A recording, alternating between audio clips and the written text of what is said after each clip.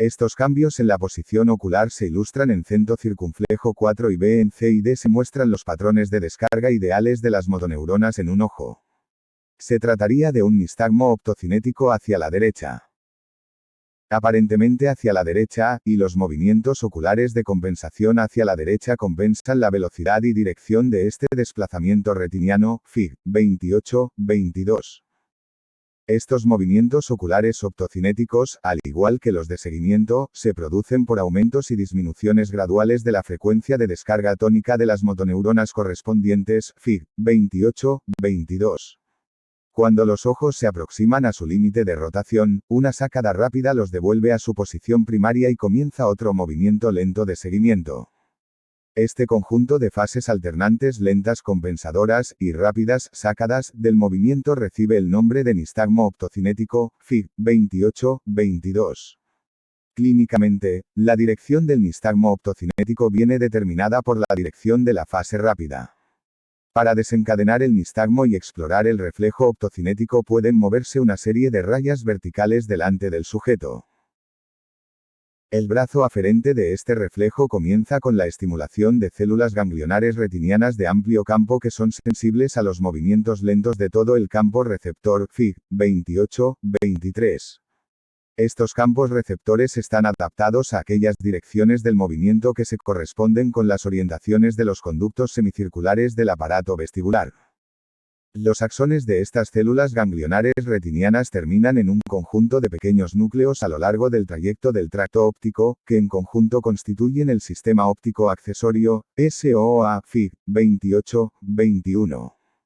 Cada uno de los núcleos del SOA contiene células que se activan por el desplazamiento retiniano en direcciones específicas. Por ejemplo, el núcleo del tracto óptico responde al desplazamiento retiniano desde el lado temporal al nasal. Así, la activación de un núcleo del tracto óptico indica un giro hacia el lado estimulado, y la activación bilateral indica un movimiento hacia atrás. Los núcleos del SOA también reciben aferencias del córtex de asociación visual, posiblemente de neuronas del sistema de movimientos de seguimiento, Fig. 28-23. De hecho, el reflejo optocinético humano solo entra en funcionamiento cuando el SOA advierte de un desplazamiento retiniano y el sistema de seguimiento ocular detecta un movimiento equivalente del objeto en la fóvea. En caso contrario, el sistema de persecución anula el sistema optocinético. Los núcleos del SOA se proyectan hacia las porciones del núcleo reticulotegmental del puente y de la oliva inferior que inervan al vestibulocerebelo y a los núcleos vestibulares, Fig. 28-23. Además de las neuronas premotoras vestíbulo-oculares, los núcleos vestibulares contienen neuronas optocinéticas que influyen sobre las motoneuronas de los músculos extraoculares. En realidad, las lesiones en los núcleos vestibulares producen importantes déficits en ambos reflejos. Las vías a través del cerebelo participan en la adaptación de la actividad de los reflejos optocinético y vestíbulo ocular de modo que se combinen para producir los movimientos oculares adecuados. Figura 28-23. Vías del sistema optocinético. Reflejo pupilar a la luz fotomotor. Además de los cambios en el tamaño pupilar que se producen en reflejo de la visión de cerca, la pupila también responde a la cantidad de luz ambiental. Las acciones del iris en ambos ojos se encuentran vinculadas entre sí, de modo que la luz dirigida a un ojo da lugar a una constricción pupilar tanto en el ojo iluminado, reflejo directo, como en el ojo opuesto, reflejo consensual. La pupila cambia de diámetro con la finalidad de mantener la iluminación de la retina en el rango óptimo de los fotopigmentos de los receptores. Muchas de las estructuras implicadas en la vía del reflejo pupilar a la luz son claramente visibles en una resonancia magnética orientada específicamente siguiendo el eje longitudinal del nervio óptico, Fig. 28-24. El reflejo pupilar a la luz o fotomotor es un arco que consta de 4 neuronas Fig. 28, 24 y 28, 25. Un grupo de células ganglionares de la retina que responden de forma lineal a los niveles de luminosidad proyectan al mesencéfalo por medio del nervio y tracto ópticos. La decusación de aproximadamente la mitad de estas fibras en el quiasma óptico es una de las características estructurales responsables del reflejo consensual. Los axones retinianos terminan en la zona pretectal a nivel del núcleo pretectal olivar, denominado comúnmente núcleo pretectal, que a su vez se proyecta bilateralmente hacia el núcleo de Edinger-Westphal preganglionar, cruzando las fibras que se decusan por la comisura posterior. Las fibras preganglionares parasimpáticas procedentes del núcleo de Edinger-Westphal preganglionar salen con el nervio oculomotor y terminan en el ganglio ciliar. Las fibras posganglionares alcanzan el iris, donde estimulan el músculo esfínter de la pupila. La lesión de estas fibras posganglionares produce una pupila dilatada atónica, síndrome de Adie, en el que el músculo esfínter muestra hipersensibilidad a los fármacos colinérgicos. La vía del reflejo fotomotor anteriormente descrita se activa cuando los conos y los bastones transducen la luz, iniciándose una cascada sináptica que da lugar a una descarga de potenciales de acción por parte de las células ganglionares. Así, cuando se ilumina el interior del ojo de un paciente, no solo se desencadenan los reflejos pupilares directo y consensual, sino que el paciente ve también la luz por tener intacta la vía retinogeniculoestriada. Sin embargo, recientemente se ha descrito la existencia de un proceso alternativo clínicamente importante.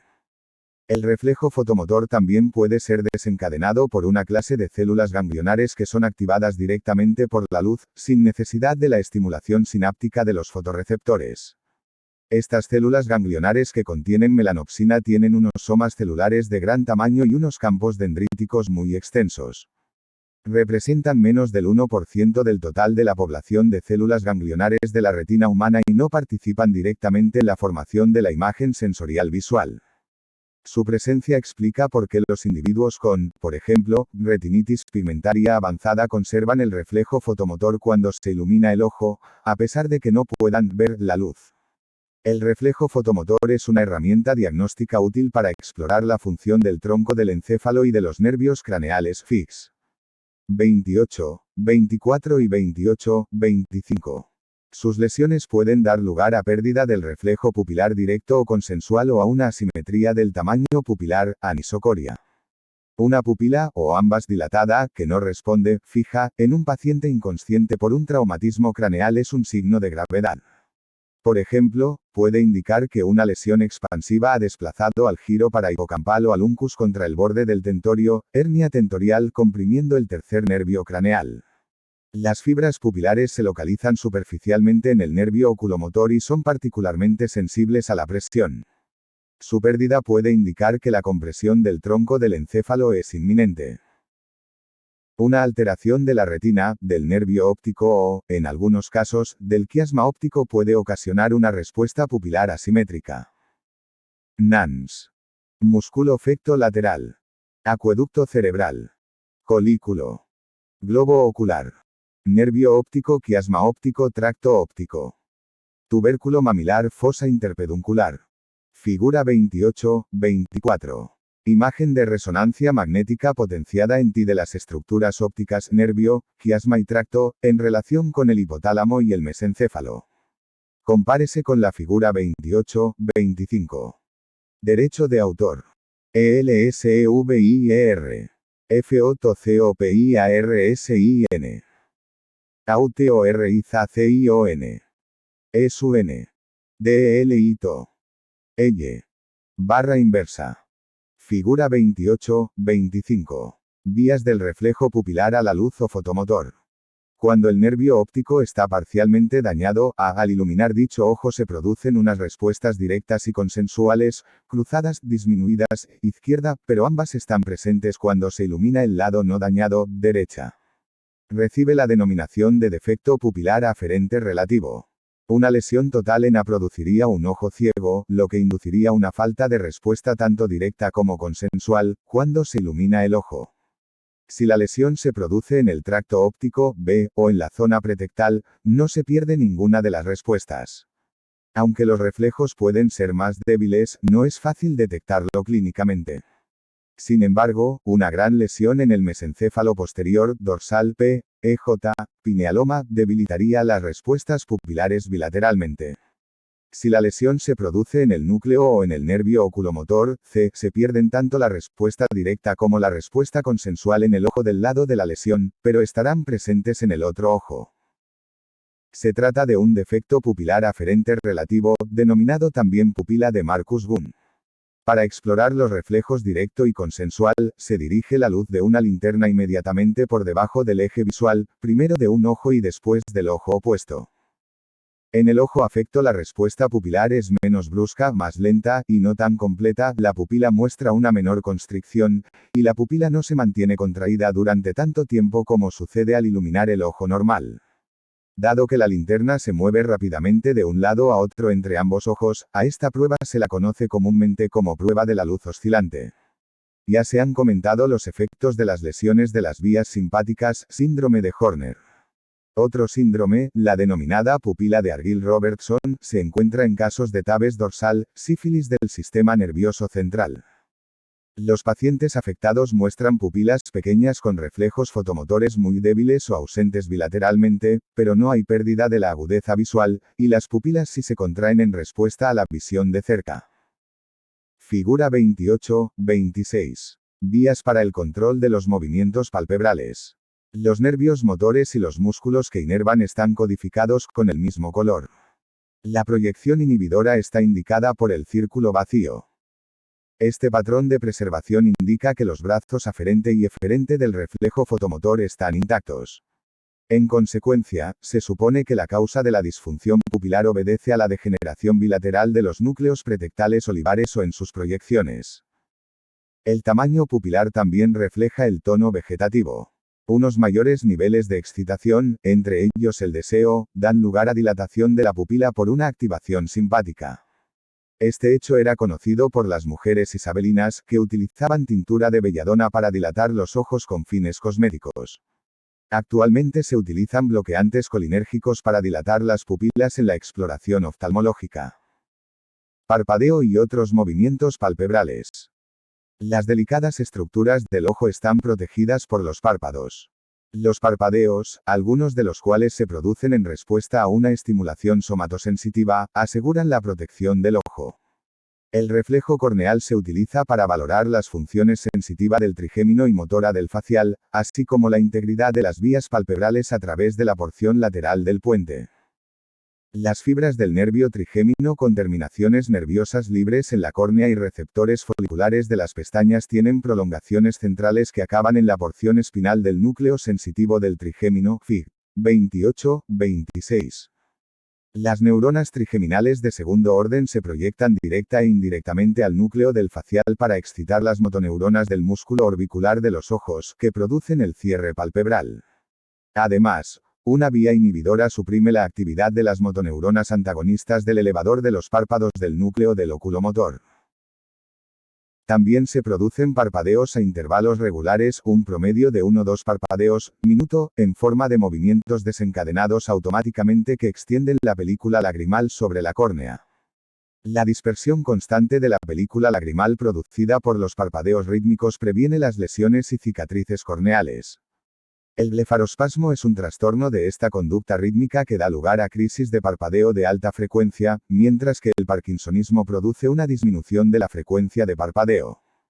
Para no obstaculizar la línea de visión, los párpados también se mueven con los ojos durante los movimientos oculares verticales.